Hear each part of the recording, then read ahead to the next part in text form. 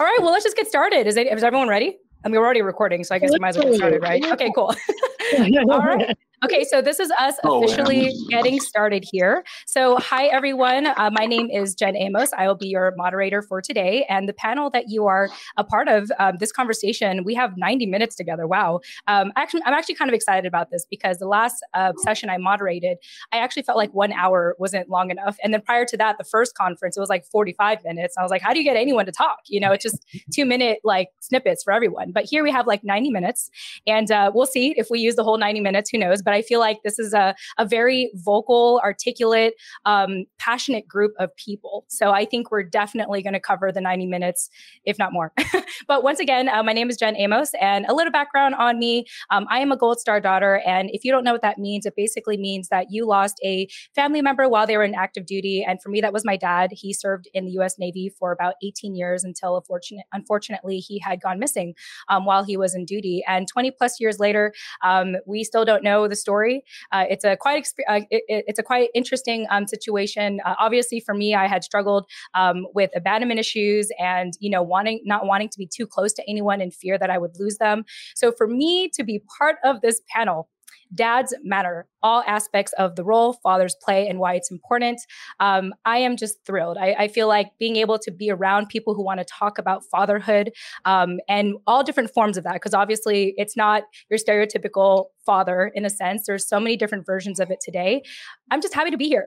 I'm just happy to be here with all of you, and especially with the incredible panel that we have today. So just so you all know, if I'm looking down, that's because I have notes on another computer. So I'm not looking at my phone. I'm not trying to be like that irresponsible moderator.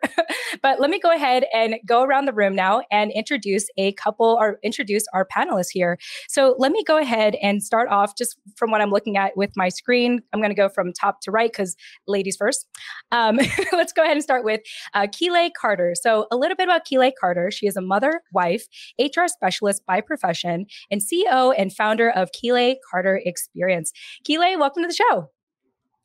And I'm going to pretend this is a show, by the way, because that's what I do with podcasting. But real quickly, Keeley, and I'm going to ask this to the rest of the panel here. Feel free to think about this as as I ask her this question. But Keeley, let us know. Well, first of all, if people want to get a hold of you like right now, let them know what's the number one way. Obviously, it's already given away in your name, your IG profile, but feel free to say it out loud. And also answer this question. What did Father's Day mean for you this year? Okay. Hi, Jen. Thank you for having me. I'm excited about the panel. You can find me on Instagram at Keeley, KEELAY _Carter, CARTER. My website as well is www.keeleycarter.com. And this year, Father's Day meant a lot to me. For me, my husband is an amazing dad. I love celebrating him and just honoring him and seeing the relationship that he builds with our two sons, ages 7 and 4. But this year was very important for me because this is one of the first years that I felt whole and I felt healed. I shared with Jen before the panel started that, my biological dad wasn't really a part of my life. And that caused me a lot of pain and a lot of trauma, a lot of tears, a lot of, not feeling worthy, a lot of lack of self-confidence, a lack of love overall from someone who is supposed to be there and love and protect you. But to be able to build my relationship more with my stepdad, who's an amazing person who stepped in my life at the age of 6, he has been an absolute joy in my life. But as I've gotten older, I've learned to appreciate him more and build on that relationship. So this year was just amazing to be able to celebrate all of the amazing fathers that have played a part in my life. Thank you so much for sharing that. That must be amazing to, arrive to this place in your life to be like, wow, I feel at peace. I feel whole. And, despite, let's say, this absence this kind of void I have felt with my father, I was able to, let's say, fill in the void in another way, through your stepfather. So thank you so much, Keeley, for sharing that. All right. And so now let's go ahead and introduce Alicia Brown. A little bit about Alicia. She is a lot of things, first and foremost, a lot of amazing things. Award-winning entrepreneur, publisher, business consultant. And she wanted me to make sure I mentioned this before we went on live here, child abuse survivor. And Alicia's all about helping people and organizations find and make the most of their voices. So Alicia, welcome to the show. And as a podcaster myself, I always love that welcome to the show opening. Yeah, thank you. Thank you. I'm like, that's like how I know how to operate is like, welcome to the show. Music, I'm into it. Yeah, for sure. Well, Alicia, tell us a little bit, if you want to let people know right now, how can people get a hold of you if they want to reach out right now? So share that. And also answer this question. What did Father's Day mean for you this year? Okay. Well, if they want to get a hold of me for all things joy, as I always say, because I am Alicia Brown, the Joy Guru, you can find me at thejoyguru.net. That will have all business information, personal platform information. You can find me thejoyguru.net. For me, what Father's Day meant to me, part of my story is the fact that I'm a child abuse survivor, but my abuser was my father. Mm-hmm. My abuser died when I was age 17. So I stand in the place today and this year as being whole and healed. So I don't look at Father's Day as a day of mourning or it brings back terrible memories or something. I'm just honored for the number of friends, different social media posts I see where people are celebrating the good fathers, the good father figures, because that's the positive. No one's life is ideal, but the fact every time I see someone else who has a great father or they're promoting their husband who's a great father, or their stepdad, or, any type of male figure, father figure, that's a celebration for me because we want to see more of that and encourage more of the positive instead of dwelling on the negative or what we did not have.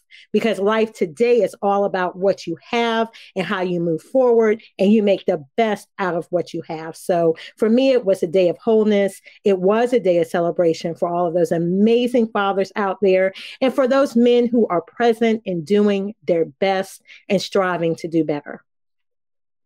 Thank you. Wow. And yeah, Keelay's just like, yes, like I'm like here for it too. And I just really love how, same thing with what Keelay had shared, the fact that you are whole and you're healed and to be able to reframe this holiday in a sense of something beautiful and worth celebrating. Just thank you for, again, just your being candid and sharing your past. And, offline, you were telling me that you were a survivor of child abuse, but I didn't know it was from your father. So just thank you for, disclosing that. I'm sure this will open up more of our conversation for later today, but welcome to the show. Awesome. Okay. So working my way down in clockwise order, I'm going to go ahead and introduce Brad Voorhees. So a little bit about Brad, and let me go ahead and just give me 1 second here. I'm like going in between screens and stuff. So Brad Voorhees is the podcast host of Sonic Gravity, and he is so many other incredible things. So he is a bipolar autistic psychopath with ADHD and PTSD. Also, he is a retired military officer. Thank you for your service, Brad. An engineer, a lawyer, a husband, and a father. And he is an objectivist observing the universe. So Brad, welcome to the show. Hey, thanks a lot. I really appreciate it. And what an honor it is to share the stage with you. Just all of you, really. I mean, it just, I have an episode. I'd love it if you'd see. It's called Leadership and Loss, Love, Death, and Astrophysics. About when people you care. It's what we did in Afghanistan when our pals would get killed. And so I hope that could bless you when you think of your father. And I know that if he were here, he would. Yeah. Well, thank you, Brad. Thank you. So, yeah. I just love being here. The only reason I got invited, I think, is because I did an episode on being a dad. I have 4 kids of my own. And I have actually, we have my sister-in-law with us too. She lives with us with her 1-year-old because she fled a abusive relationship, and we're helping to help her with her, kind of put everything back together again. So I got 5 kids running around my house. They call me daddy. And I just love it. I know that, it's kind of tough, like pushing the reset button on diapers again and stuff like that. But, it's like they're only going to have that. You're only going to hear that pitter patter of feet for a season, and then you're going to miss it. And so I'm trying to soak it in. But but yeah, no, I love being here. And kind of the weird thing is that I have kind of the same kind of empathetic connections, like the things that you do naturally, when you feel people, you empathize with them and stuff like that. I lack that, the ability to naturally really be good at that. So I'm totally I essentially overcome with sort of intellect and process and procedures and checklists and steps to achieve the same kinds of things. Like I have a list of things every time my wife is pissed, pardon my French, that I go through, things I say like, is something bothering you? And is there a way that I could have handled that better? And then I'll save a non sequitur compliment like, I really like those shoes. And then, just kind of like, I go through this kind of list to make sure that and kind of how we communicate and stuff. Otherwise, I'll miss it. So I kind of have a way different angle on how to parent and stuff like that to make sure that I don't screw it up. Because as a father, I think you set your kids on a path no matter what. And whether you send them off to greatness or you send them down the drain or somewhere in between, your only choice is where you're going to send them. You know what I mean? Wow. So I try to always max that out if I can. I definitely want to see if you have maybe like a PDF download for that checklist that you have to maybe give to our husbands or our spouses, just to make sure. The podcast I call Psychopathic Forgiveness. So I put in there, I'll try to, I've only been doing this for like 4 months. So I'll try to figure out how to like, kind of distill it into a thing, but it's a lot easier to listen to probably than read. So, but yeah. I love it. Yeah, if you listen, God bless you. I love your feedback too. Awesome. Thanks so much, Brad, for joining us today. And last but not least, I am really excited to introduce John Badalament, who is the Director of Training and Education of Fathering Together, which is an incredible organization where their mission is to build supportive communities for fathers enriched by resources and storytelling. There's more to say about him and the good work he's been doing for years now, really helping out fathers. But and I'm sure I'll have him explain it himself. But in the meantime, John, welcome to the show. Tell us a little bit about how can people get a hold of you right now if they want to, and answer that question. What does Father's Day mean for you this year? Thank you. Thanks, Jen. And yeah, I'm honored to be with all 5 of you, all 4 of you, all 5 of us. Can you hear me okay? All right, cool.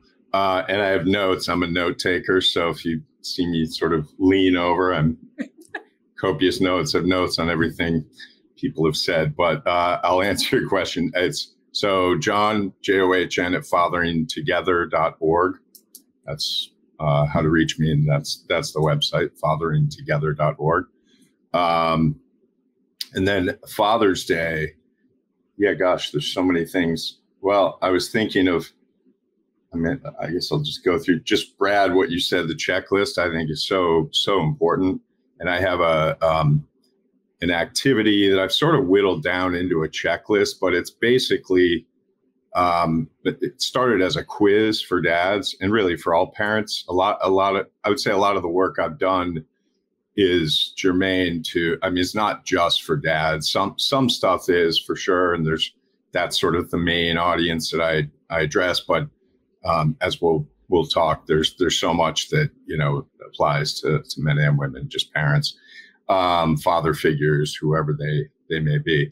But it's a quiz, and it's how well do you know your kids? And just a series of questions that, start out sort of simple. What are they afraid of? What do they like? And then it gets into who are their friends? What are they doing at school? Can you name 2 things they're doing at school in the past week? And long story short, that the quiz is just meant to be a mental checklist and meant to be kind of internalized, really, as to like, what is it that I should, for myself, be thinking about as a parent about my kids today, today, this day, Tuesday, whatever day it is, June something, 22nd.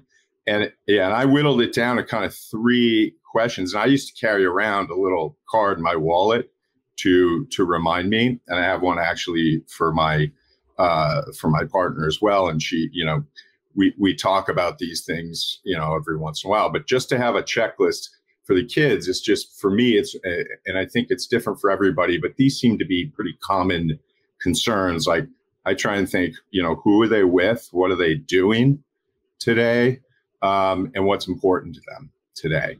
And that's sort of my mental checklist. And I just wanted to say that because, Brad, you mentioned the checklist. I personally find it really important in relationships to have a checklist, especially with, the way my brain works and doesn't work. But I think that's, there's less space these days for some things that are most important. And so that's just I think a really important thing. And I try to answer those questions every day in my head. I don't have a set time, but I'm aware that, my daughter today can tell you is driving to New York with her friends. She's 18, going off to college in the fall. So this is we're in a big transition. She's with her 3 best friends. And, what's important to her is that she navigate to New York City from Boston. So that's just an example of sort of what I do. And I think that also helps with dads who are not there or parents that are away from their kids. It's a way of sending your energy to them, even if you don't speak to them, right? It's like, you are on my mind, you're in my heart. And I think that's a good practice on a regular basis. And Father's Day, it's funny because, Keely started talking about self-worth, and then Alicia, you talked about being an adult survivor of childhood abuse, is how I identify myself as well, from the hand of my father, my biological father. And I think that all those things play out so heavily and can come up when it comes to Father's Day, which I realized, and actually both of you said that you were on this path to healing and you felt whole. I think if I had that right this year, I don't know if that was just specific to this Father's Day. Was it, just out of curiosity? No. Keely, was it like, this is the first time you felt this way this Father's Day, if I may? Yeah. So I think this Father's Day was more honorable because of COVID last year and everything that we went through. I think just the appreciation of it all, and just being more aware of what I'm grateful for. Cool. And kind of just like depicting those small things that I may have missed the previous year. So this year was definitely just more of a joyous occasion. I felt good. My heart felt good. And I was just a lot more grateful for what I have. That's great. Thank you. Because I was going to say, for some reason, I don't know if it's, maybe COVID isn't interesting. Maybe that's something to do with it for me as well. This year in particular, I felt a lot more at peace with my own relationship with my dad. And my best friend and I have for years talked about Father's Day as we joke, which isn't always the best, sometimes great way to handle things, but we joked and we called it Failures Day. And that was our joke because we both have spent plenty of time looking at our fathers. And this was the first year where I texted him about, another Failures Day, but it just didn't feel right. And I think there's something, it's an important shift because we said it tongue in cheek, but the intention was to point out the wounds and the pain that we had and how we're doing differently. So I think this Father's Day, for some reason, I haven't done that little sort of ritual tongue in cheek Father's Day and really had a great, just first time at ease with where my kids are. And they're, my son's 16, sophomore going into junior year. My daughter's, as I said, going off to college. So, and everything is not rosy by any stretch. And I'll save that story, but it feels like we're on a trajectory and I'm, things are good. Thank you, John, so much for sharing. Welcome to the show, pretending this is a podcast show. Alicia, before we were, just real quickly, before we went online, you were saying like, oh, where are the men at? Because, we were waiting for the men to come in because, we were punctual here. So I just wanted to see if you had any thoughts based on what everyone has shared so far, or whether, anything you heard from Brad or from John. Any thoughts? Yes. I was just so excited when I actually saw the advertisement, the flyer for our panel, because I was like, thank you, God, there's men. Because what I find out is that there's so many of these forums and these sessions, and I'm not putting them down, but I'm a woman. You know, how can men have a voice if they're not heard, as one of my friends says. So it's like, you know, I can't tell you what a man thinks. We can speculate. We can, you know, tie the little things together and say, well, you know, when he does this, he's thinking this, he's blah, blah, blah. But we need to hear from the men. We need to hear from the men straight from their lips. So it's like, you know, I love, it's a panel that references men, it's talking about dads, but we need the dads there, because that's such a big part of the equation, is having the men present and having their actual voice. And we need more discussions where we're sitting together as male and female on these topics, trying to have some type of enlightenment, trying to have some type of fruitful discussion, trying to find solutions, and not just one group of men talking on the subject, one group of women talking about the subject, and the two never meet in between. So I was just so excited about them. Like, where are the men? Please tell me at least one of the men is coming, because it's just not the same conversation unless we have the dads here. So I'm excited that we have two awesome men and their backgrounds, and we really can facilitate the type of discussion that we need. Yeah, I hear you on that, Alicia. I definitely, I mean, I can't tell you how many girl groups or female groups or women's groups or all these groups I've been a part of where I feel like the primary topic was about our spouses or our husbands or our, you know, our boyfriends, what have you. And it was always about us trying to, let's say, dissect like what is going through in their mind. Why did they do what they do? They said they were going to do this. They did that instead. You know, and it's like, why can't we hear from them? And you try to talk to them. And then, you know, this is just my own perception. So, you know, Brad and John, feel free to defend yourself in a second here. But I'd be like, you know, I try to, let's say, for example, I asked my husband, like, why'd you do this? And then he's all like, I don't know. Like, he like acts like he's in trouble and acts like he didn't know this whole thing. And it's hard to, I think for me, what I tend to find is there is this hard, like sometimes I have a hard time having a conversation, let's say with men who, let's say, are not as in tune with their emotions. You know, being able to say like how they're actually feeling, as opposed to taking like, you know, when I think about most of the men in my life, they're very action oriented, very service oriented, very like, let's fix that. You know, when, you know, someone such as myself, and I think a lot of women can relate to this, it's like, I don't want you to fix it. I want you to hear me out and feel my feelings, you know, feel my feelings with me. And so I'm just really excited to have this conversation, have this representation of not just, you know, us women, but also as well as men and father figures. So I want to go ahead and go to Brad here for a sec, because he's been chuckling for a second. I want to see if you had any thoughts on anything we've discussed so far. Oh, yeah. Let me guess. When you say, why this, why that, does he respond with, look, what do you want me to do? Is that what he says? Does he ever say that? Yeah. It usually gets to that point. He's like, just tell me what to do. Yeah. So like, yeah, please check out Psychopathic Forgiveness. Because I talk about like, you know, why questions are tough, at least with Ashley, because if she says, why this, then I say, well, okay, here's why I did all this stuff. And then what she hears is me justifying what I did, right? Not, you see what I mean? Like she's hearing me say, I said, well, I did this because this and this and this and this. And then she feels like I'm not, you know, I don't know. She does not feel like that. I mean, I'm answering the question and it doesn't help. And so like my thing, I have a thing in there where like I'm going to answer like a couple why questions and that's it. No more why questions, because it just, at least for us, it's just not productive. And so, but I think you're absolutely right. And you know, men, you know, it's why questions I think are hard. Like we did the best we could. And if we need to do something different, I think that's what, you know, we try.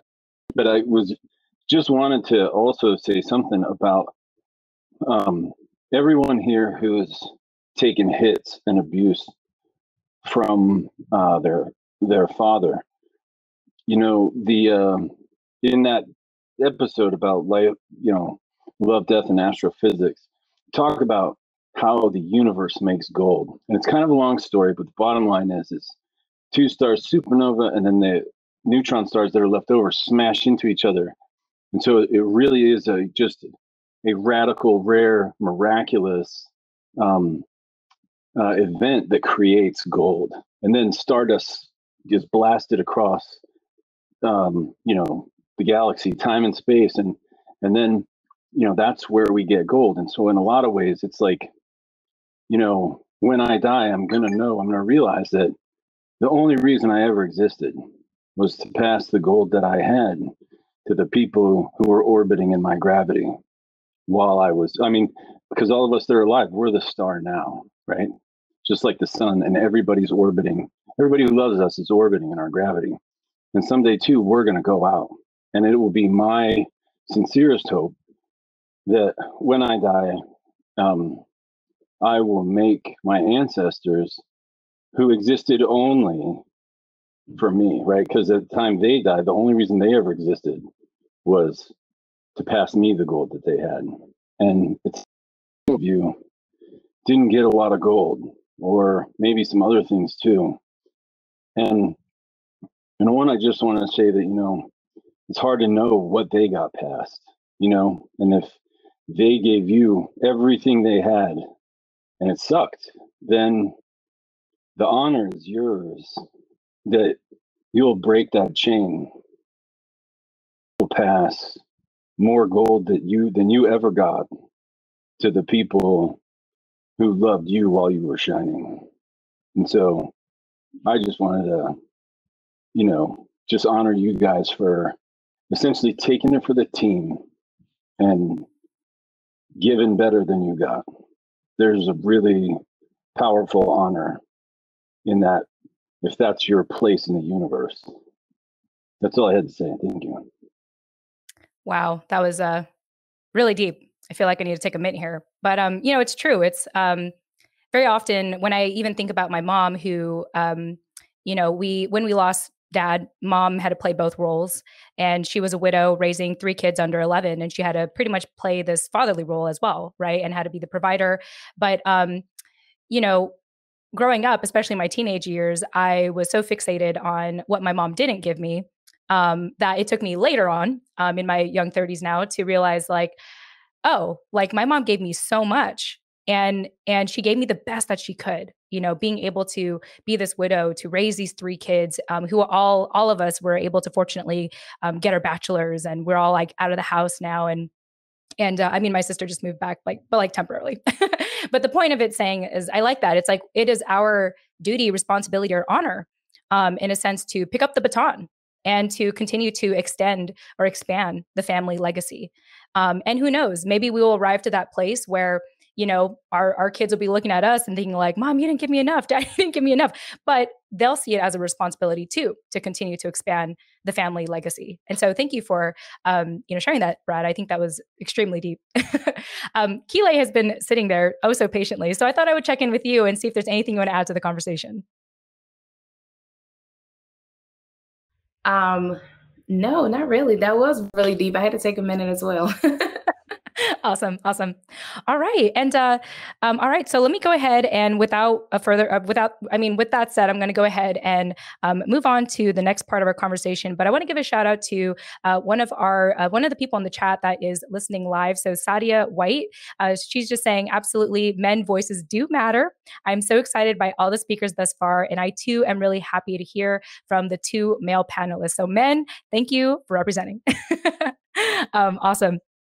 So let me go ahead and go over to John. So John, I want to bring this up because I think this can kind of help set the tone in regards to talking about fathers. And one thing I really appreciate about fathering together is that you have an inclusive statement talking about what fathers are. They're more than just biological dads or stepfathers, dads who adopt, uncles, grandfathers, etc., mentors. I just want to read this really quick because I think it's incredible.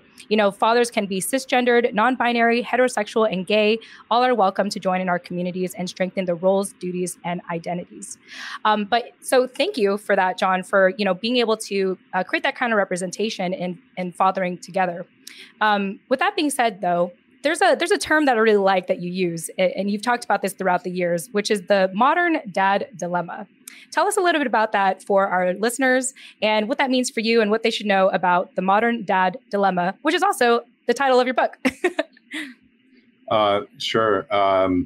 credit goes to Brian and Chris, the two founders of Fathering Together, for putting that statement together. But I should say it is really important, and it made me think of Keely, when you said earlier that you wanted to thank or honor all the men that contributed, or I forget how you said it, all the dads and men in your life that have contributed to your upbringing, and your stepfather especially, which I think is really, at some point I will probably do some deeper dive into that, because I too had a stepfather that came into my life when I was 7, and he did not get the credit that was due to him until much later, and we're still singing his praises. But he put up with a lot. I'll just leave it at that, and stuck it out. Now I'm divorced, and I have a girlfriend, and she has kids, and I'm not their stepfather, but I see it's a tricky role, and I think it's really sort of not unsung, but not enough attention gets paid to stepfathers, and also just father figures, surrogate fathers. That can include women that are there around that child, that create that sort of mythical village, but create a community around that kid. And I know, as I've watched my kids grow, it's hard today to get other men, especially in your life, to also play a fathering role. But the moment I sort of that clicked for me, it was years ago, not that long ago, where it was this idea that, my kids are not going to get everything from me. They're not going to get it all from me or from their mom, for that matter. And it's so important, especially today, that men do come together and support each other, and especially supporting each other as fathers. And I mean, like, I have specific, I have one friend that really the kids lean to for, questions and issues around drugs and alcohol. It's not all sort of specialties, but each one has certain sort of flavor, certain topics. And I too, looking back, had, beyond my stepfather, had all kinds of really great mentors, but it takes an awareness, like a consciousness about that. So I don't know if that answers your question. Oh, the modern dad's dilemma. It really should be the modern dad's dilemmas, because there really isn't obviously one dilemma, but the subtitle is how to stay connected with your kids in a rapidly changing world. Bit of a mouthful, but the idea, the dilemma primarily being that, simply put, how do you give what you didn't get? And I say that this is not, I have to be clear here too, as we talk about past generations and abuse, that I do not come from a place that that the traditional fatherhood is somehow bad, and that the past generations didn't know what we know today. That is not at all. It's kind of the opposite of that, which is to say that how do you give what you didn't get? We're evolving. We evolve as people. We evolve as a society and as gender. And so I think when I say, how do you give what you didn't get? What I'm primarily talking about is emotional connection, emotional closeness, that I think not everybody, that's a double negative, didn't get it. Some men did grow up with really close connected relationships with their fathers.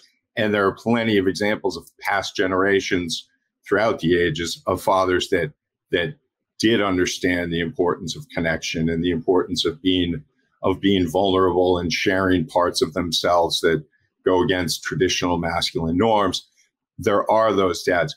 They're fewer and far between as we look back at the past generation or two, for lots of different reasons. And I would say what today, that dilemma, how do I give to my kids what I didn't get, is a lot of there are plenty of men that we stand on the shoulders of, and that's important to honor them, like my stepfather, for example, and my father in certain ways. And I also think that it's today we're dealing with different definitions of fatherhood because of a lot of the work that women have done. And I'm speaking broadly here, but the women's movement, which was not one monolithic movement, as I've learned over time, but and other movements, the GLBTQIA movements that started out in the 60s, and civil rights movement. These movements they all share one thing, which is they're movements towards humanity, towards recognizing what's human in all of us. I would say that I think we owe a lot today, modern dads, in facing this dilemma to women, the women that have, and by no means are things solved. We have plenty of issues. Women still have very serious issues, and a lot of those issues are related to men, specifically men's violence against women.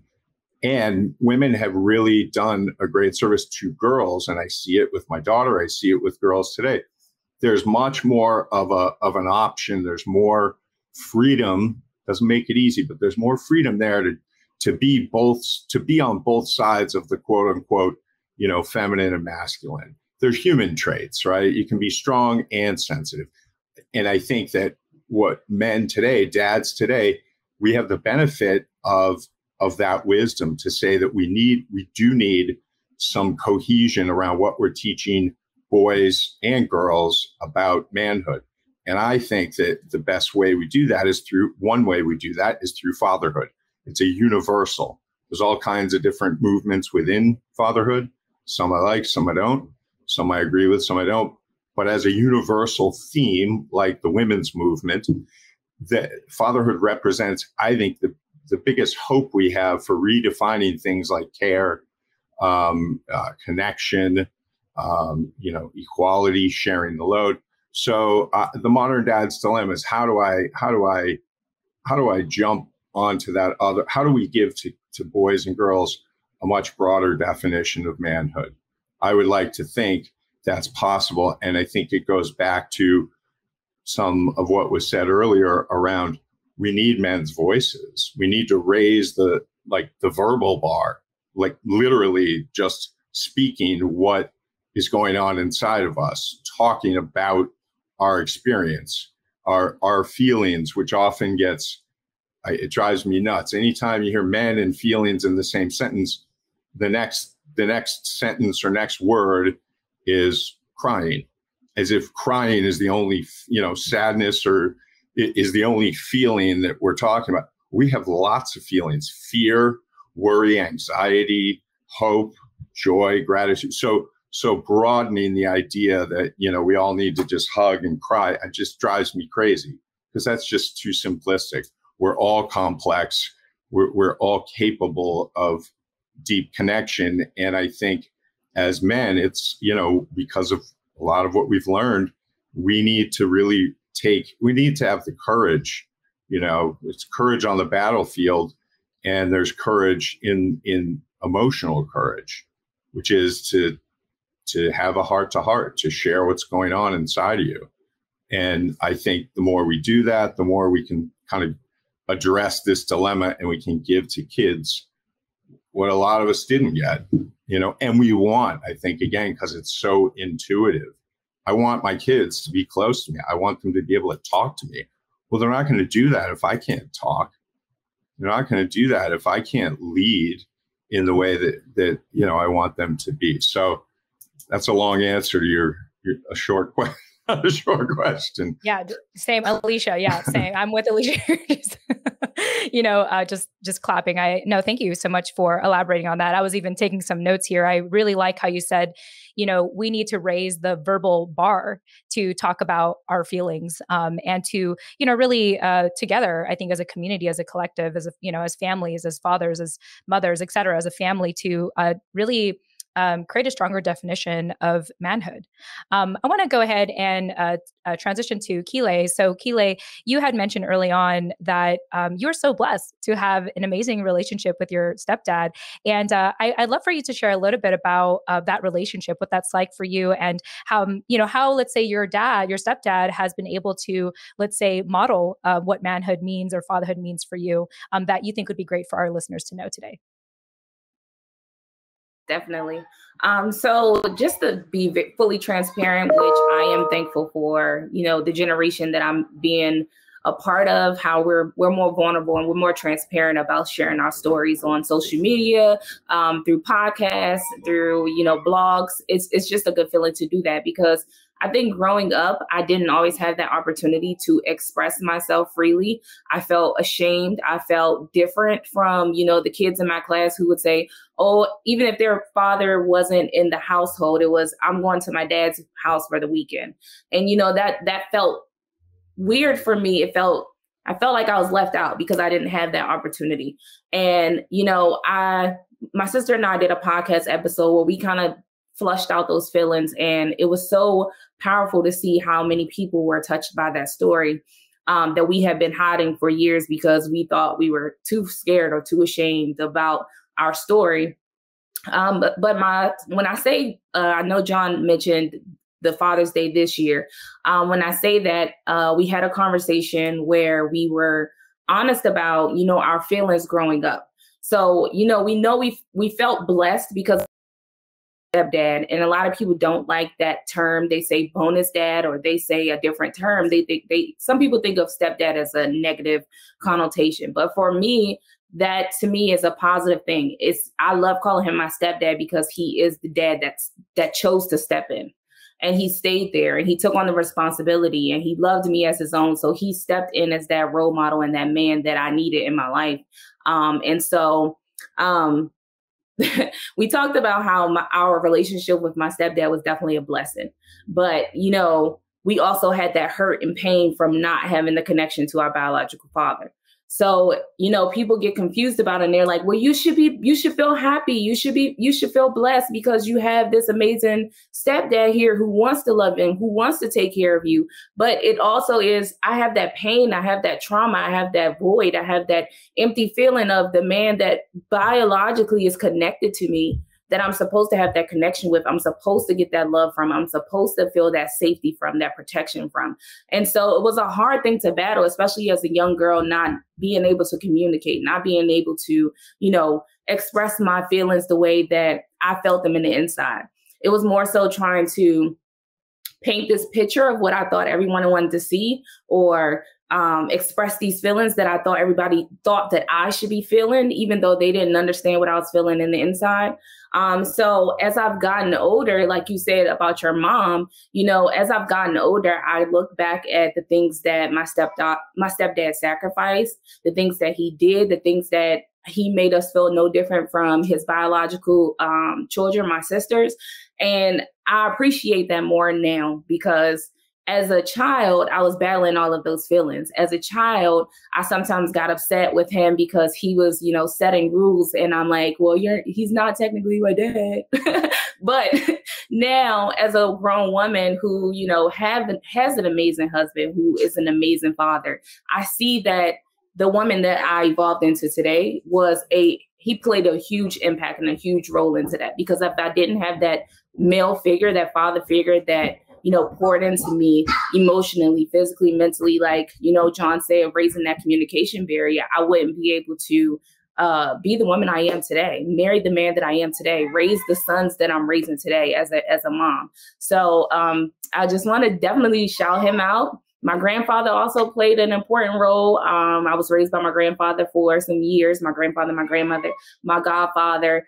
So I love what John is doing with the fathering together, because it's not just one person that can play a father figure role in your life. So. And one thing I want to add to what you said, Keeley, is that the void that you have, that pain that you have for not having your biological father in your life, and the love you have for your stepdad can completely coexist. It's completely okay, right? And so for people to say like, yeah, but you have a stepdad, it's like, yeah, but like that doesn't erase the fact that I have a biological father and I have that hole in my heart. I remember my mom, she didn't date for 7 years after we lost dad. And I remember the moment she brought someone home, I was very defensive. I was like, who is this man? He's not my father. He's not going to replace dad. Just all the things that you go through. But again, it's like, I just talking about like just being able to allow those feelings to coexist. And I appreciate you, being able to share that. And, it must be a very interesting experience now to, witness your husband being a father to your sons and knowing that maybe one day your sons may be fathers as well. Any thoughts on that? My husband is like an amazing father. And sometimes I get jealous because, I get pushed to the side having two boys. I thought worse, but the boys, like, they love sports. They love wrestling. Mommy can't do those things all the time. So it's like, daddy's my best friend. And sometimes I'm like, but mommy wants to be your best friend. But it's so amazing to watch and see, because just to see that unfold. And sometimes it does bring me like to tears, because I felt like I didn't have that close relationship where they can tell my husband anything. They can talk to him. They can laugh. They can joke freely. They're just themselves with him. There's no boundaries. There's no guard up. They're just vulnerable and free with my husband, and they have an amazing relationship. So I love seeing that. It's just amazing to watch. But awesome. Well, thank you so much for sharing, Keeley. I want to go over to Alicia and have her share her thoughts, see if there's anything to add to the conversation. But before I do, I thought I'd give a couple of shout outs. We have some people engaging in our group chat here. I wish I can scroll up. I feel like I can't do it right now. But anyway, just a couple of shout outs. Just Sadia, sorry, please forgive me if I'm mispronouncing your name, Sadia White, really just in agreement with everything that's being shared here. Let me see, I can't, good, I can scroll up. She said, absolutely. Even herself, she has two dads, whom she calls one of them she says, whom I call my other dad. And he played such an intricate role in my life as my biological father was not married to my mother. And she also says, I love that how to stay connected with your kids, or I love how you stay connected with your kids. We definitely stay tuned in with our children. A very strong emotional connection is necessary. So I think this was in reference to what you were saying, John. And we need more emotional vulnerability amongst our dads. And she even said, thank you, John. Communication between the man and woman is the core start of structuring the family base, especially when children are in the picture. They are soaking up all that they see from the adults in the home. So before I go ahead and have Alicia chat, John, any quick thoughts on what Sadia White shared?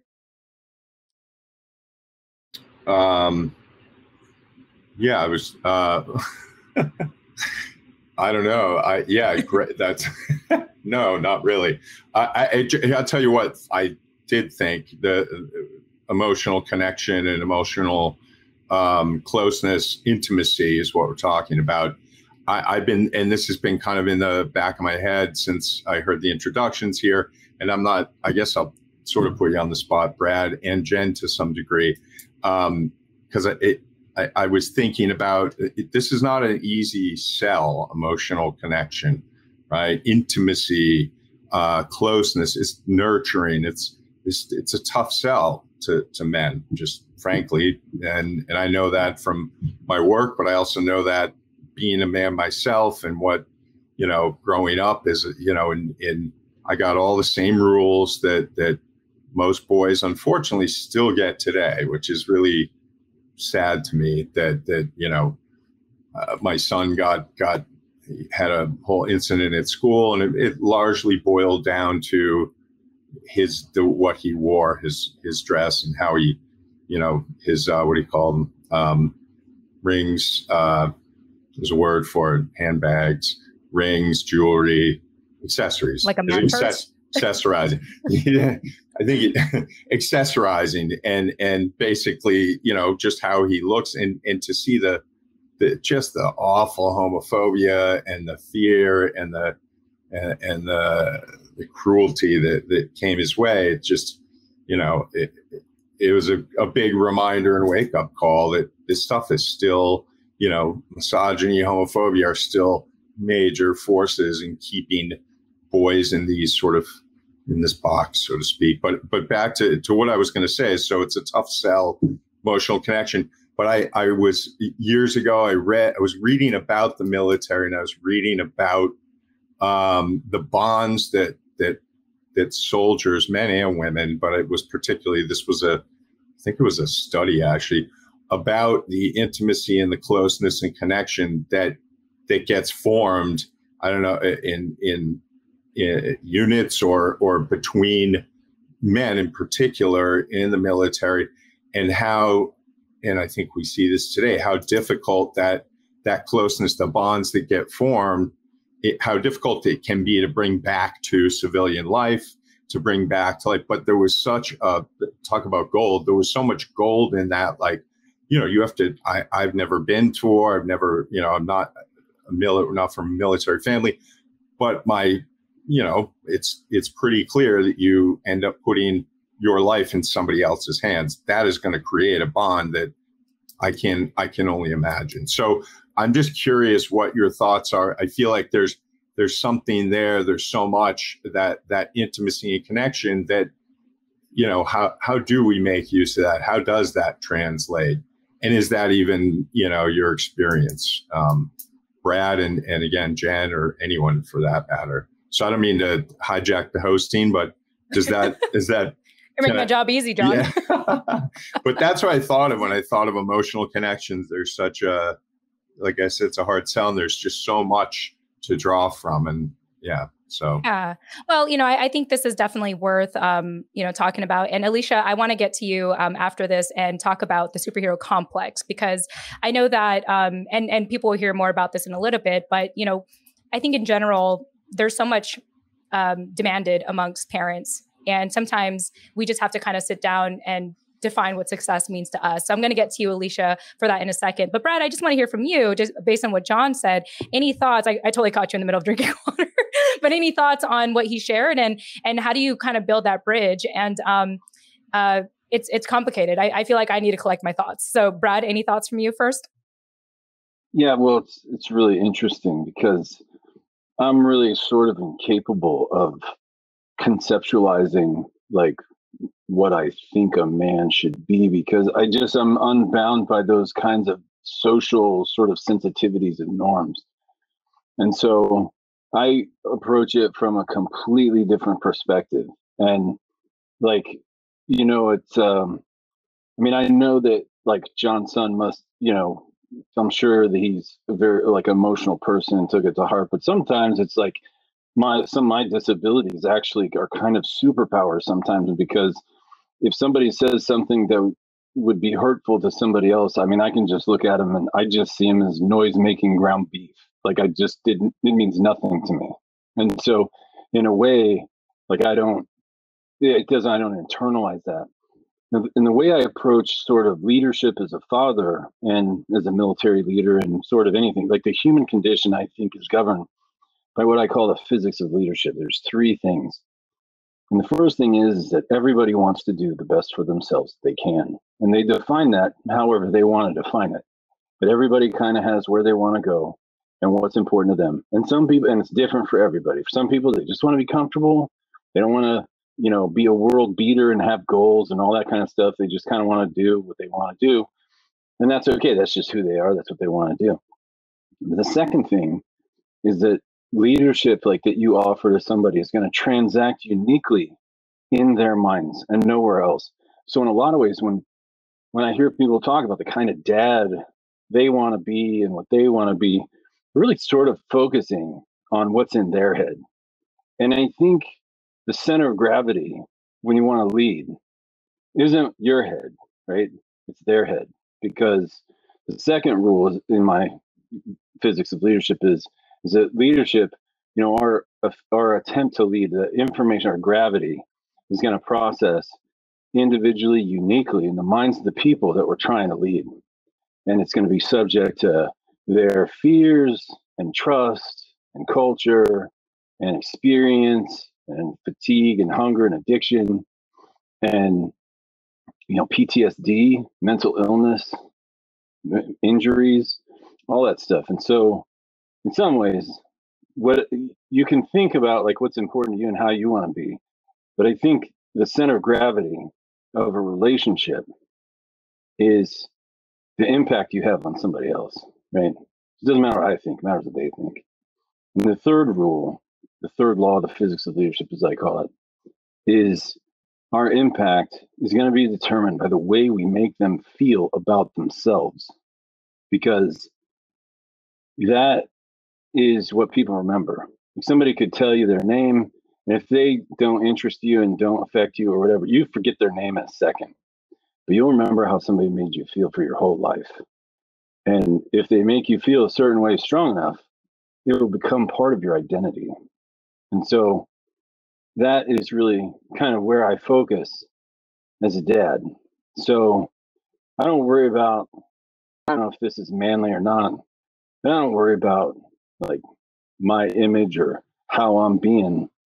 But I do know that my boys, they need to know that their father loves them, and they need to know that they're making their dad proud. And so that's the kind of thing that is, I think, critical to father's relationship. And I think my baby girls need to know that their daddy's there, that he cares and he's listening, and that they have his attention. I think that's what a baby girl, I mean, now, of course, daddy's proud of me and all that kind of stuff, and that's all huge too. But essentially, if I had to boil down to the primary things that really, the center of gravity, what they care about, is I think my girls want my time and they want to engage. And my sons don't always want to engage, but they want to know that I'm proud of them. And so, and it was funny because you're talking about, like somebody said, I think like imposter syndrome and sort of fear and anxiety or whatever. And I have another episode on that called Killer Conviction and the Cure for Imposter Syndrome. And I find that it relates to childhood, to raising kids too, because like the things like that, like imposter syndrome is just kind of anxiety. I'm afraid people aren't going to think I'm good or whatever. I'm not good enough, or I'm not authentic, or I'm not, I shouldn't be here or whatever, which I'm immune to. Like, I don't care. You don't think I'm belong here? I don't give a shit. Pardon me. I mean, I'm autistic, so I probably wouldn't even notice. But if I did notice, I mean, I have a switch I can throw and I won't give a shit anyway. You know what I mean? No, sorry for my foul language. I probably shouldn't talk like that because we're being recorded. But so the thing is, the cure for imposter syndrome, as I see it, is living according to your values. And your values are the things that you can control. And so to John's son, I would say, there's this prayer that was in my grandmother's bathroom. So every time I pooped in her house, I read this prayer. And eventually I kind of committed it to memory. And it goes like this: God grant me the serenity to accept the things that I can't change. Give me the courage to change the things I can, and the wisdom to know the difference. And so if it's some clown making fun of you, there's nothing you can do to change it. He's just talking hamburger. You know what I mean? It's just like sonic vibrations is all he can do. You know what I mean? Who cares? Like, I'm not saying that because I know a lot of people care and they're different than me. And so I need to be sensitive to that. But anyway, so what we focus on is the things we can control, because it doesn't make any sense to waste any energy on the things we can't control. So as a podcaster, my value is to leave my listener better than I find him. So even if I do that a little bit, I'm doing everything I need to do. Like, I'm good. Nobody can shake me. And so, but if I change my value to, I want to be appreciated, I want people to love me, I want to have a bunch of followers and a bunch of like reshares and all that kind of stuff, well, I can't control that. I can't control that. And then I'm giving away my self-esteem and I'm giving away my power to other people, because I'll be looking for that validation. I need that share. Okay, so I need somebody to do it. And so to me, it just doesn't make any sense to do that. And my son is autistic like me. And so, when it came to grades, he started freaking out. He's like, oh,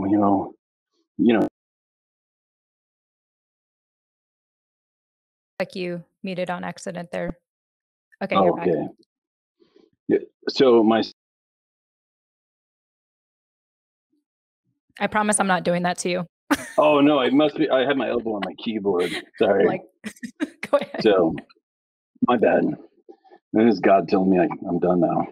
But anyway, so like the things that he can control is his preparation. And so what I told him is if he did his best to prepare, then he'd always make his dad proud. And if his grade wasn't great, then we would re-engage and we'd relearn it. And then, he could take it again or we'd move on.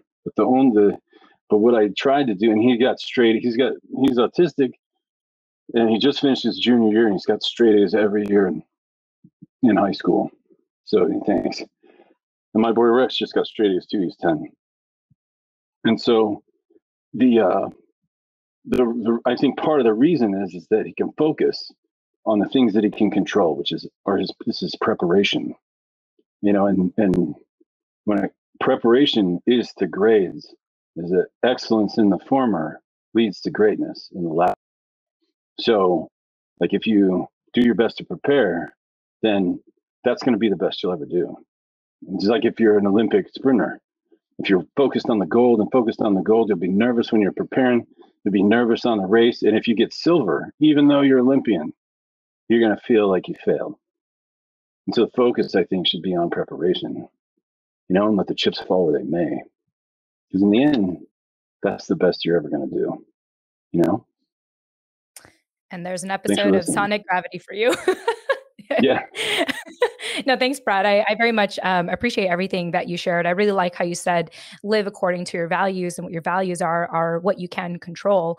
And, a little comment there on social media. I've recently just kind of stopped posting about my personal life on social media because I realized it just wasn't serving me in a certain way. I started to realize, like, why am I even doing this? It's not even like for my business. It's just, after a while, especially if you watch a documentary like The Social Dilemma, B2Dubs, in case when it's on Netflix, in case anyone's wondering, The Social Dilemma. But it really gets into kind of like how it taps into that addictive nature we all have to want to feel special, want to feel needed.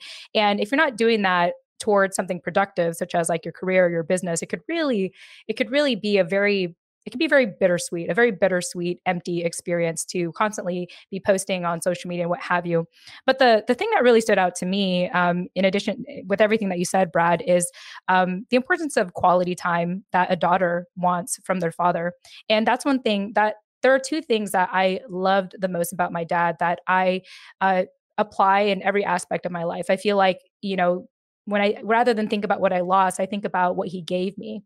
And he was in the military. He was gone 6-7 months at a time, off to deployment, what have you. But I never felt his absence. I only felt his presence. He always gave me his undivided attention, and I was very emotionally connected to him. And it was really hard for me to have lost that. It took me till my late 20s really to realize what I lost and why it was so difficult for me to, handle relationships and what have you. It was because, I'm afraid of having that again, And so I just think, I think this is a good lesson to know for fathers who maybe have daughters, to understand that, for some of them, especially like me, that quality time is extremely crucial. So thank you, Brad, so much for sharing that. And of course, I know Alicia. One more thing. Yeah, sure. Yeah, go ahead. And then we'll get to Alicia. It's going to be Alicia's turn after that. I'm really sorry, but there's just one thing that I think that every daddy, whoever's in that role, whoever has a little person who looks to them for that kind of support, one of the best things I think you can ever do is have, as a daddy, is have a before bed ritual, whatever it is. Like I pray with my kids individually. I sit down with them, we talk about their day, talk about all the things they did that were great. And I always make sure to at least say a couple of times the things that I was most proud of, and give them a chance to brag a little bit and talk about, all the things they did, and talk about how I can't wait to see them in the morning, and all that kind of stuff, and like what's coming up. I really believe that is critical. And I mean, even if you don't believe in God or whatever, just having some kind of ritual where you share your day and kind of review stuff and you tell them you love them. That is a great way that if you kind of fell down and didn't quite do it that much during the day, kind of make up for it then. Always having that ritual at the end of the day, I think, is absolutely critical. Thanks. I love it. So everyone take notes. Alicia, so many things I want to talk about with you, but I just want to see if you had any initial thoughts based on everything that everyone has shared so far. Yes, and it does go back to your original question you were going to ask me about the superhero complex. Yes. One of the two things from this discussion, if I want people to take away on the subject, is that the old adage, it takes a village to raise a child, that has never gone away. However, what happens if your village is sick? I think as we shifted through different movements, different times, one thing as far as, I'll speak from the female perspective, a lot of times we did what we had to do. If the father wasn't there, you picked up the slack and tried to be both. If something was wrong with the father, you tried to compensate for what was wrong and just give the best to your kids you can give. But the point is, I think a lot of times we went into this thing where I have to do it all. You just can't do it all, whether it's business, whether it's raising your child, whether it's in your marriage. You can't do it all because it isn't a job for one person. So for some reason, it started to become the more you can juggle and the more that you do and the more titles you have, you are awesome. No, you are not. You need more help now than ever because you're trying to juggle all these balls and they're not all meant for you. So it's not how much you can do. It's the question of really, should you be doing all of that? And who is it helping you? Who's assisting you? So we need to stop with this. The more I'm showing that I'm almost killing myself, the more awesome I am. No, the more sicker you're going to become and the quicker you need to ask for help, which a lot of us, male or female, we're just not really good at. And one of the things I looked at when it came to the abusive men in my family, not just my abuse experience, but the generations of, I looked at it and said, well, one thing that was common, none of these men had a father in the home. And none of these men had great positive examples of what fatherhood means, even what it meant to be a man. So you're asking someone to do something and just step in a role that there's no example for. Everyone knows with children, there's no rules of how you raise your children. They don't come with manuals. A lot of it, you're just figuring out. Not to mention that as individuals, we're the sum total of our experiences. So a lot of times we're just mimicking and modeling what we saw. So a lot of things we normalize, a lot of things our families normalize. And it's like, no, that's abuse.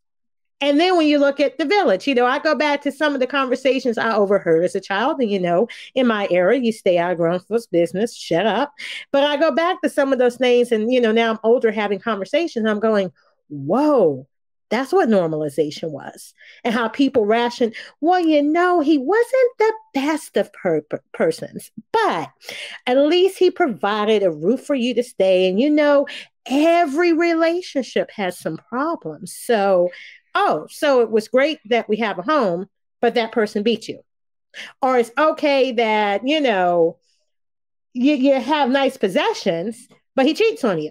So it's like we have to, in our village, first of all, we need a strong village. We need a strong foundation and not try to do everything alone. We need to be comfortable asking for help when we need it and always looking at our circumstances to see what help we need. But we also need to redefine some things because we're often taught to normalize certain things or accept certain things that should not be accepted. And we need to understand what we term as success. If you're talking about a father, what is a father? Not just what you saw, but what is your definition of a father? What do you think a father is? And what type of father do you want to be to your child? What things are you good at? What things are you not good at? And then where's your village? Because one thing I see so often, it doesn't matter what the topic is. There's so many women's groups for everything. We raise our little girls from my era and before, little girls are raised with doll babies and easy bake ovens and things. We nurture them, we coddle them. They're already giving those nurturing factors. They're already demonstrating certain things that are associated with motherhood. What do we do to our boys? Some of the verbiage our boys have gotten in the past. Man up. You're the man of the house now. How is he the man of the house? He's a boy. He's your son. He's not the man of the house. He doesn't even know what it means to be a man. But imagine putting that weight on a child all of those years. By the time he gets to actually be a father, he's exhausted. And he's probably more confused than ever because if he's never had that modeled appropriately in front of him or modeled at all and has no male models, role models that are positive, he doesn't know what he's supposed to be doing, but everyone around him has that expectation. This is what you're supposed to do. This is what it means to be a man. This is what it means to be a father. This is what it means to be a husband. This is what it means to be a boyfriend. And where does he go for help? Who did he ask? Who does he get to talk to? Because you're supposed to man up and men don't cry and men don't this. You take all of that and what's been normalized and accepted. and not having an outlet or a place to go to talk about this, not having a lot of times other men that you can just say, look, I need help. I'm struggling here. How do you do it? What are you going through? Not having that be normalized. And then the issues we have today. That's why I celebrate good fathers, because I'm like, some of the issues that we have today with children, I think we touched on a little bit, gender identification, certain gender roles. If the men of my day had to deal with any of these things now, God help these kids. God help these children. And we're seeing it in the suicides. We're seeing it in the violence they're going through at school. We're seeing it in some of the things even the teachers and administration are saying to these children that are outrageous and egregious. And we see the other adults siding with them. And this child that's supposed to go to a learning institution to be educated, the education they're receiving is damaging them for the rest of their lives. And I'm not talking about books. So for dads, that's why I say I wanted the men here. It is so important, regardless of how you feel you're doing, whatever your inadequacies are, how you feel like you're falling short, no matter what frustration, it's so important for you to be present. It's so important for you to ask for help. It's so important for you to seek help. And there's nothing wrong with saying, I don't know. Because a lot of times I think what we take for granted is that that man is expected to be, biblical terms, they said the head of the household. Different people have different, ways they define the relationship and who leads and who doesn't. But a lot of times it's still expected for him to solve everything and figure everything out. And it's not normalized that he can say, I don't know. What are we going to do about this? I don't know. What do you mean you don't know? Well, if we asked you the same question you didn't know, that's why you're asking him. So you have the ability to not know and be confused or need a moment, but he doesn't. He's supposed to have the answer to everything. That should not be normalized. It should be a free space for him to say, I don't know. Now, whether he figures it out or whether the two of you work together to figure out, whatever, whether you call people outside and try to figure this out, great. But where's the man able to just say, I don't know, or I'm confused too, or I'm hurt over that too. I need a moment. We don't normalize that a lot. So 2 things. It still takes a village. And then second, we need to redefine what our definition of parent is. What's our definition of father? What does that look like? And then if you are in a relationship with this person, you don't have children, by all means, please discuss these issues before you get too far down the road. Things happen. And then you're like, I don't understand what's wrong with him. Did you ever talk about fatherhood with him before you went too far? He's just not my, definition of a father. Well, did you ever share with him what your definition was? Did you guys have that discussion? It's back to the communication things we said earlier. You didn't even have that discussion. So yeah, he's not the definition of the father that you think he should be because you never told him which one or type you were looking for. And then make sure that your definition of what you want him to be as a father isn't for him to make up for every man that did not do what you wanted them to do in your life, nor is he supposed to be the father because you didn't have one. And those are some issues that we need to have some real conversations with each other about, because I think we're normalizing and having these lofty expectations that people are supposed to walk on water and invent things when they're just human like us too. And maybe we should have talked more. Maybe we should have outlined this. Parenting is a 2-person deal minimum. So even if we no longer are together, or they don't live in the same house together, we still need to communicate in order of how we're working this. How do we want to raise this child together or separately? And I think we don't have that level of communication. I think too many times we're just operating with this understood of what you're supposed to be versus asking. And I'll close with this. As I get older, you look back and you think about things that I never will forget. I remember my mother talking to my father at one time, and she was just telling him how he didn't show love to me. And, how does she even know you love her? Well, of course she knows. I mean, we have a home. I pay for the home. I put food in the house. And later on as an adult, I had to realize from his era, from what he saw, not having a father, someone that worked every day and worked several jobs and got you a home, paid a mortgage, kept gas in the car, had transportation, bought groceries, you had clothes, to them, that was love. The part about being nurturing or talking to you or saying, I love you and talking about feelings, they didn't do that.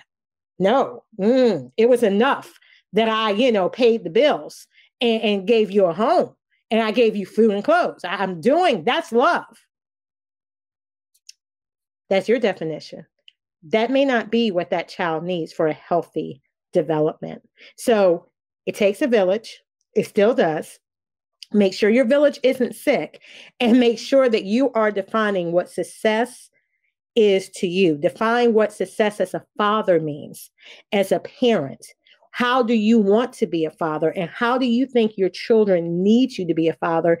And I know this breaks tradition. It's nothing wrong with asking them and having that conversation. It's not giving your child power over you. It's opening dialogue for true emotions and feelings, which is something certain cultures, certain societies, and certain generations are not comfortable with. You need to be the one that is the change maker and lead that narrative instead of sometimes what we've always been fed. Wow. Great job, Alicia. That's why I like the men here, because they can bring those points and we can have an open, honest discussion instead of just, they don't do this right. And I'll just say this one last thing. I remember what you were saying at the beginning. I laughed. So I remember one time it was me and a girlfriend talking, and then we had a guy friend that was there, and he's like, I'm just going to explain this to you women real quick. I'm like, uh-oh. He's like, you treat us like your girlfriend. I'm like, huh? He's like, women do all of that. When you come to us and you're doing all of that, we just want to know, how do you want me to fix it? I'm like, oh, really? Yeah, we don't want to hear all of that. But I was like, well, I thought, and then I laughed because I thought about it. Well, you could take women, some of us are from the North, some of us are from the South. We talk differently. So a lot of my Northern friends are like, oh my God, Alicia, please, I love you, but don't tell me the whole big story. Don't take me all around the corner. Just say 1, 2, 3, boop. Well, if that's true for two women together, what do you think of men? So yeah, sometimes I would preface the conversation, look, I don't need you to solve anything. I just want you to hear me. And then that prepares them for like, oh, okay. Because he understands, turn off the hat where she wants me to fix it. No, she doesn't want me to fix anything. She just wants me to hear her. Maybe he tuned me out. I don't know. But it's like, we need those type of dialogues. And only a man will say, stop treating me like a girlfriend and just tell me how you want me to fix it. Once you told me that, I got it. So I could just tell you, I need you either to listen or I really want you to tell me how I fix it. And then if I wanted him to tell me how I fix it, he would let me know. Shorten it down. 1, 2, 3. Okay, here's what we're going to do. So even that, we need the men for the conversation to guide and direct us to what the solution is, so we can get, some type of communication flow and clarity between the two. And for this topic of dads, we really need the men to hear from them. Yeah, absolutely. I mean, just like what you said, Alicia, communication. And, you need that constant communication, as difficult as it can be. And, we haven't talked about this yet, but couples counseling is really helpful. My husband and I have done that pretty much throughout the entire pandemic. Thank God. Like if we did not have that during the pandemic, I don't know where we'd be, but it was so helpful to know that there was someone on our side that was advocating for the relationship. And she did such a tremendous job being able to help us identify what our love languages are, how we communicate, what are how his dad raised him versus how my absence of a dad or how my mom raised me. And so to really just understand truly where both parties are coming from and how can a couple coexist, is something that, I recommend. Therapy, if we haven't, we didn't mention it, but it's really helpful for people that are really looking to understand yourself and the people in your life that much better. So real quick, Sonia said here, appreciate Alicia's insight about where to go to define what fatherhood is and who to ask for questions. Wow. This is what you said in the chats there. Wow. Well, you know what, everyone, I can't believe we only have 10 minutes left. This flew by so fast. I want to open up with, I want to, start to wrap up here with starting with Keeley. Keeley, any closing thoughts? Anything else you want to share, in this conversation? And I think after that, we'll go ahead and wrap up with how reminding people how they can get a hold of you. But Keeley, if you want to just kind of start off and conclude your thoughts for today's conversation. Yes, thank you. So Alicia said a lot, and I resonated with a lot. Just creating. I think the important thing is for society to begin to create that space where men feel comfortable enough to have those conversations.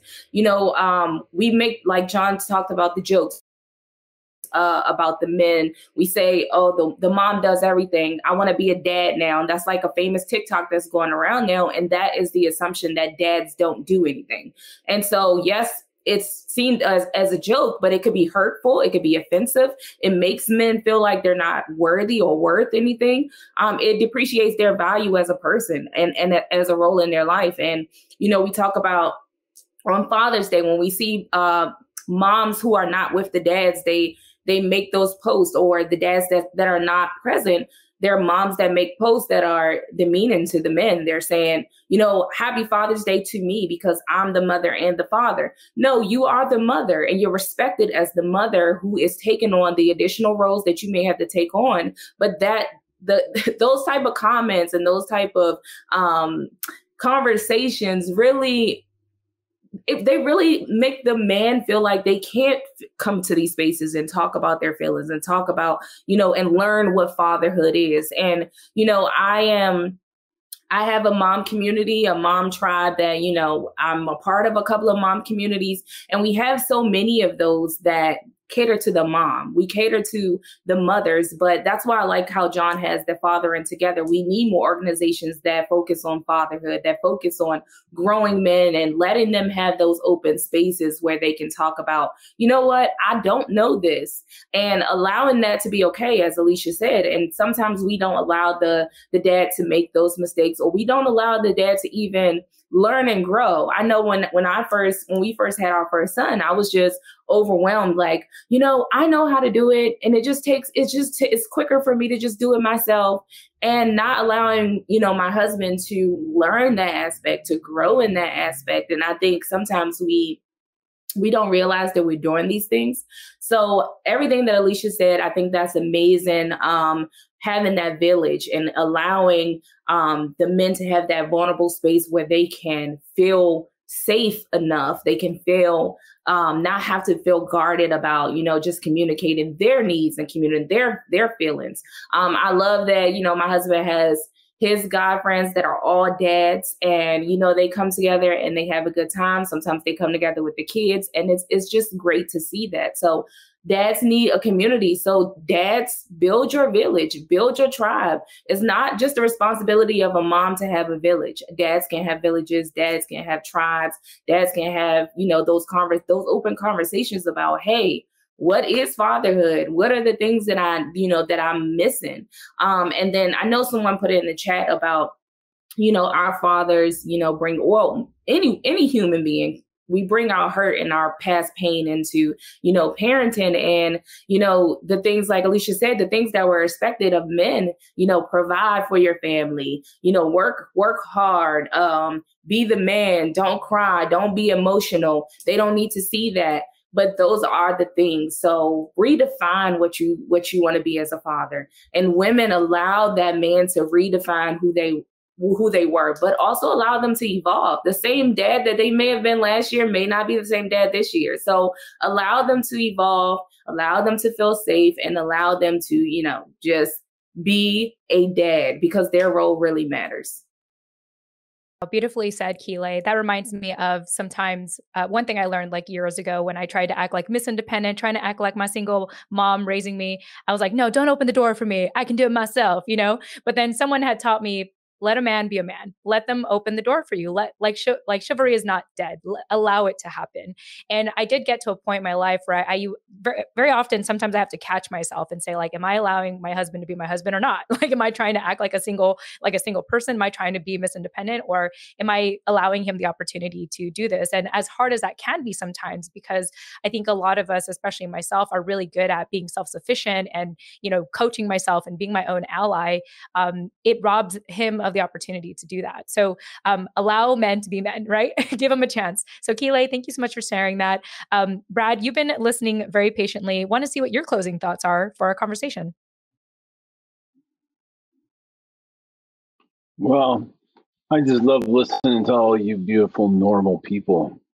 because you define yourselves in terms of, community and